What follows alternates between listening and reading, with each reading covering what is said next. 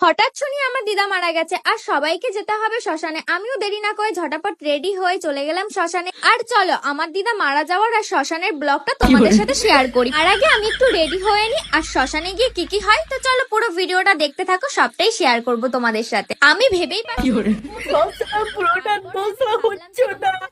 Dress আছে আর আমি এই ড্রেসটা পরে নিলাম। কি গো?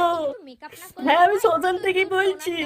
হ্যাঁ, তোমার নাতনিকে কাণ্ড কারখানা দেখেছো না? তোমাকে বলেছিলাম এই কারণে যে ছাতা ইউজ করো, না বললে বৃষ্টিতে ভিজতে ভালোবাসো, তেমন ভিজেছো। দেখছো আজকাল ফল দেখছো, নিজের হলে কিনতে পারো নি, ঠিক তোমার ছেলেকে তো কিনে দিতে পারতে। তাহলে এই দিনকাল আর দেখতে হতো এই হারামিকে। মন খারাপ করে আর কিছুই হবে না, হবে যেটা এখনো হওয়ার সেটাই হয়নি, হলো। দেখছো? আর এইদিকে আমি মেকআপ করতে করতে দেখো মেকআপটা কি হয়ে গেছে, কারণ আমার এত টেনশন এত কষ্ট হচ্ছে। টেনশন না বাল, সালা পুতনা তার লেগেই বোঝা যাচ্ছে।